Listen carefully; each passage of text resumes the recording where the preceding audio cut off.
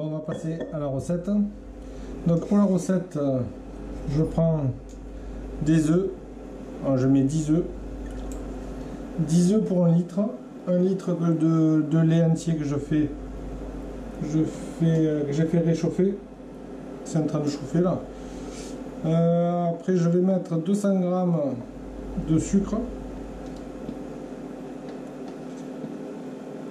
Donc moi mon sucre, pour faire du sucre vanillé, je mets toutes mes vanilles dans un pot et je rajoute du sucre. Et je le laisse 1 mois, 2 mois et ça me fait un super sucre vanillé, quoi. Donc là il y a 200 g de sucre qu'on va faire blanchir. Bon, la recette elle est simple, rien d'extraordinaire. Le plus important c'est au niveau de la cuisson. Il faut mettre le lait. Donc on va mettre le lait doucement dans la préparation. Il ne faut pas cuire les œufs en fait. Moi si on cuit les œufs, ça va faire des grumeaux. C'est le lait, c'est les œufs qui vont faire des grumeaux. Et ce sera pas bon, ce sera pas une glace bien lisse. Donc une fois que j'ai fait mon mélange,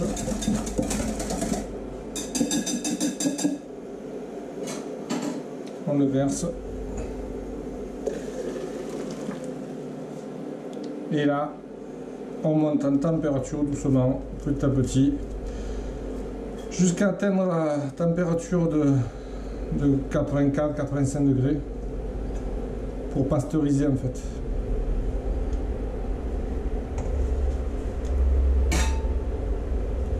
Voilà.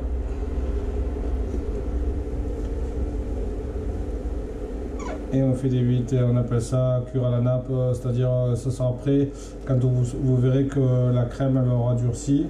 Au niveau de la température, on met un thermomètre.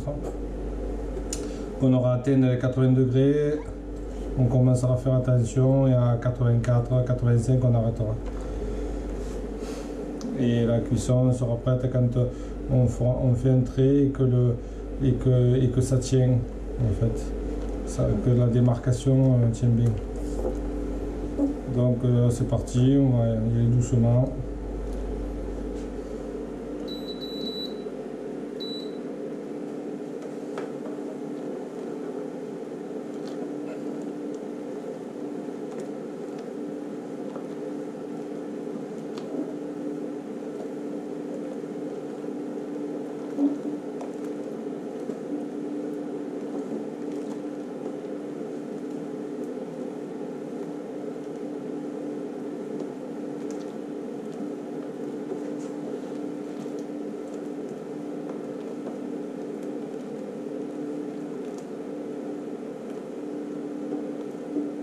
La température est importante. Hein. Si vous n'avez pas de gros thermomètre comme ça, on met une sonde.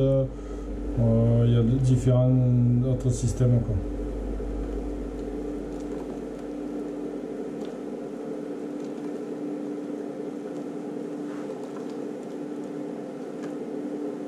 Alors dedans, moi, ma préparation, c'est pour des glaces en bâtonnet.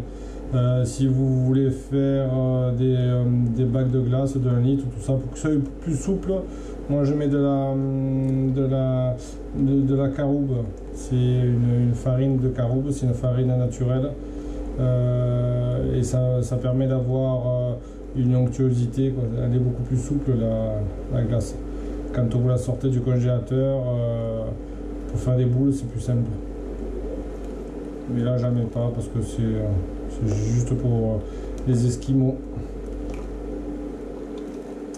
Donc après, chacun a sa recette. Moi, je mets aucun produit, rien du tout, aucun produit de synthèse, rien du tout. C'est que tout est naturel. Ça sert à rien de rajouter du produit. Il y en a suffisamment dans les glaces qu'on achète.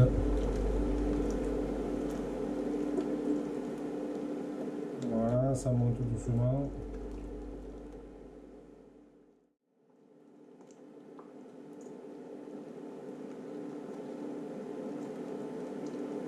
« 82, moi je l'enlève.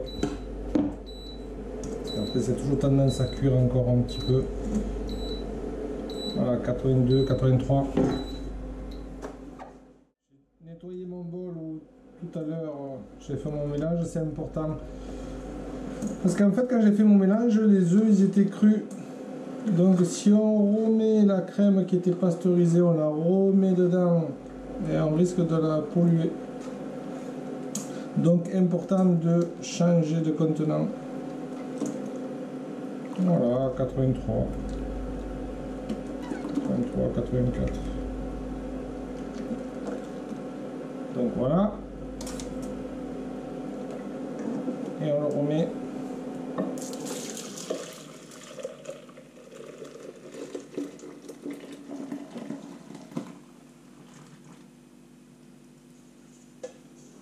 Vous voyez, elle est bien lisse.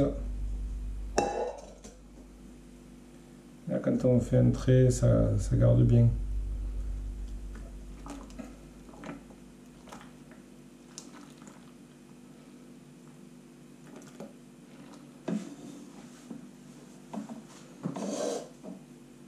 Donc maintenant, le but c'est de refroidir rapidement.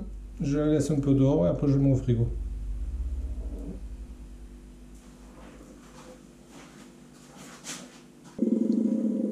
Alors maintenant on va faire l'enrobage. Alors si vous voulez un enrobage au niveau de l'esquimau qui soit croquant et craquant tout ça et avec une finesse, pas un gros pavé de chocolat tout autour et qui soit brillant.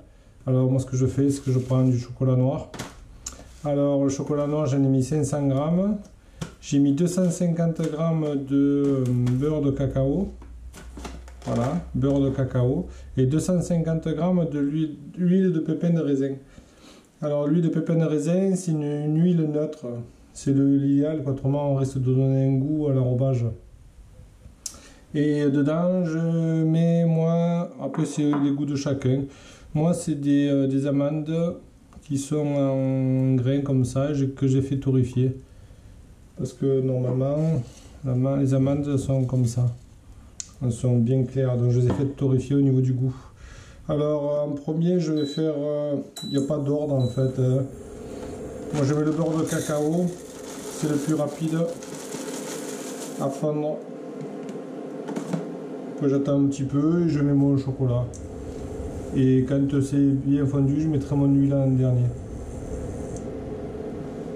Alors au niveau de la préparation, on peut en faire des quantités plus importantes. Et ce qu'on peut faire après c'est le mettre au frigo ou au congélateur. Et après le jour où vous voulez refaire des glaces, vous le sortez, vous le mettez un bain-marie. Moi je le mets dans comment dire, j'ai un contenant comme ça en fer, comme ça je le remets dans de l'eau et je le fais tremper pour venir à température, pour que je puisse faire mon chocolat, on verra après ça.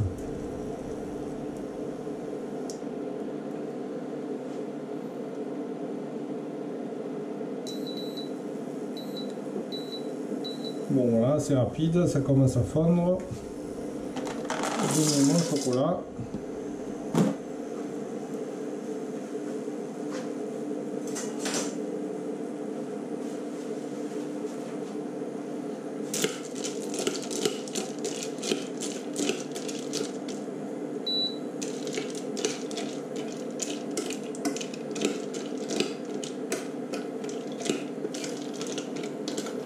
Donc après vous pouvez mettre du chocolat au lait, ça c'est chacun, hein. Chocolat blanc.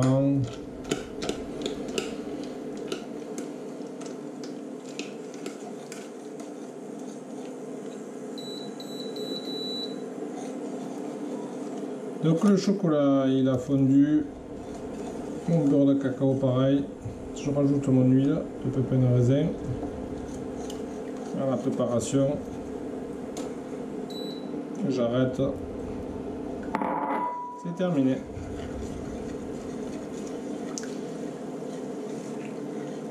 Donc une fois que j'en suis là, il faut laisser reposer et après on verra après au niveau de la température quand mon chocolat sera prêt. Allez, à tout à l'heure.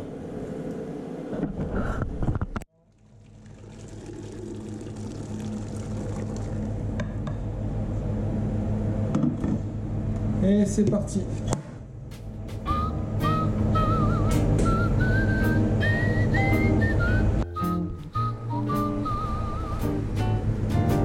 Chocolate fudge and red balloons, Argyle socks and the blue suede shoes, a stroll in Central Park with you, bare feet on sands in Malibu. Donc voilà, pour faire les esquimaux, il vous faut des moules comme ça, des moules en silicone et avec des bâtons. Vous pouvez les commander sur internet, c'est facile. Et on va mettre la glace et après on mettra les bâtons. Allez, je prends la glace.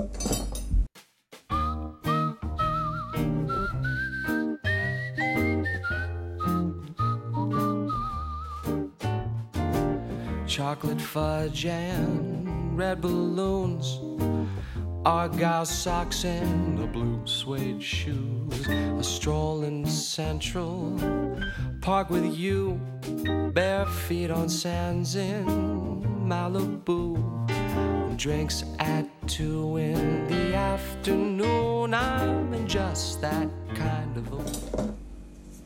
Je mets les bâtons.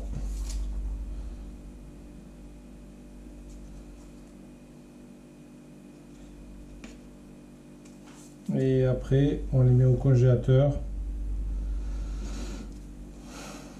environ 4-5 heures. Et le lendemain, on les démoulera, ou alors le soir, on les démoule pour qu'on puisse faire l'enrobage.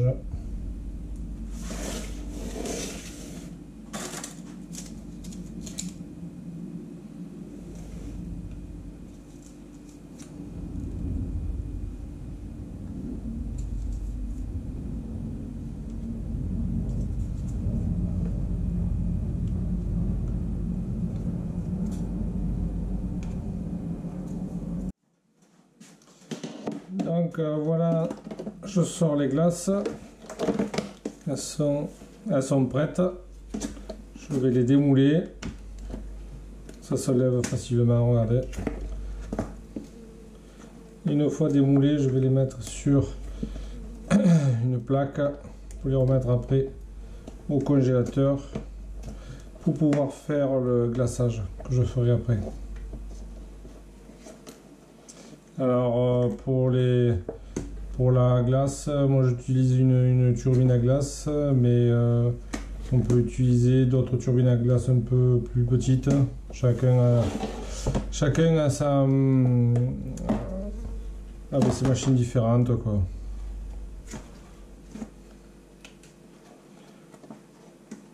On peut faire les glaces à l'eau aussi. Plusieurs sortes de glace. Voilà, ça s'enlève très bien. Comme c'est souple, ça va vite. Je les renettoie derrière et on continue.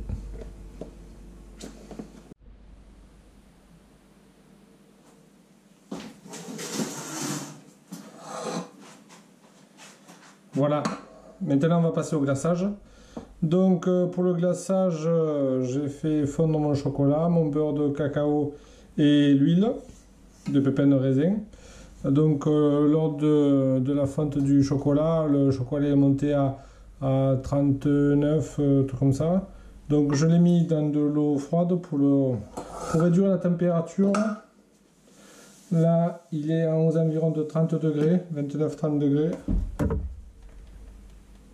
29, il est impeccable. Donc moi j'ai un système, un peu chacun fait comme il veut. Il y en a qui trempent le bâtonnet, ils le mettent après dans les amandes, après ils le retrempent. Moi je mets tout directement dans mon chocolat. Après les quantités c'est en fonction de chacun. Voilà, moi. Bon, faut pas oublier pour les amandes de les faire torréfier, elles sont meilleures quand même. On mélange tout ça. Alors là c'est une tuerie. Faut résister. Faut pas avoir peur d'en mettre. Après on peut mettre des pistaches aussi, des amandes effilées, chacun. Mais surtout torréfier quoi.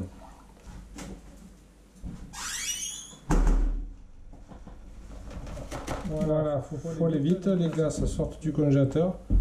Attention, un tour de magie.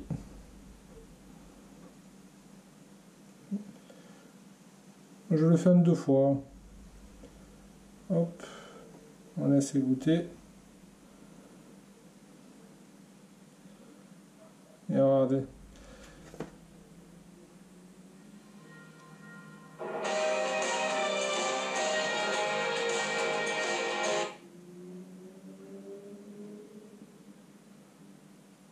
Voilà.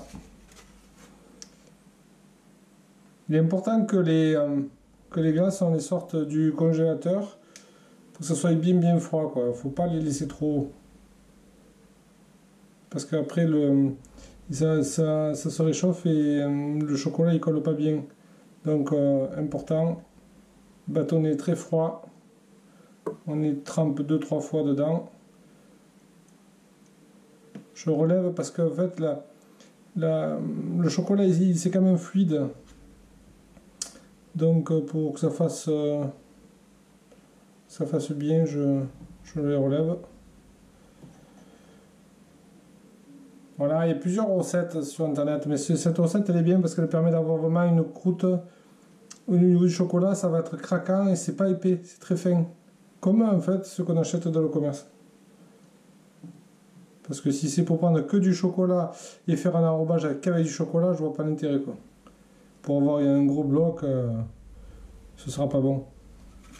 Alors que là, l'huile permet d'avoir une fluidité et le beurre de cacao permet de bien coller à la glace. Ça fait un rendu au top, vous le voyez, c'est brillant. On voit que c'est pas trop épais. Faut remuer de temps en temps.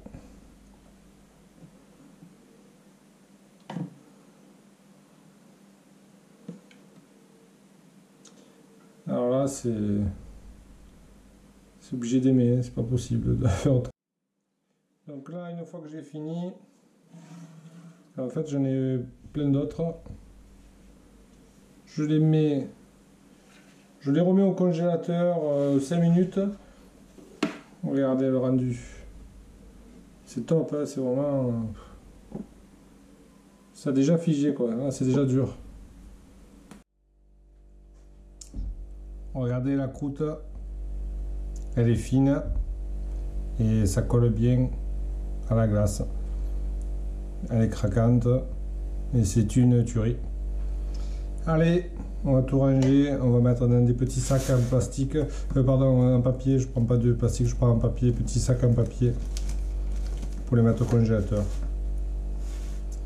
Allez, au revoir pour une prochaine vidéo.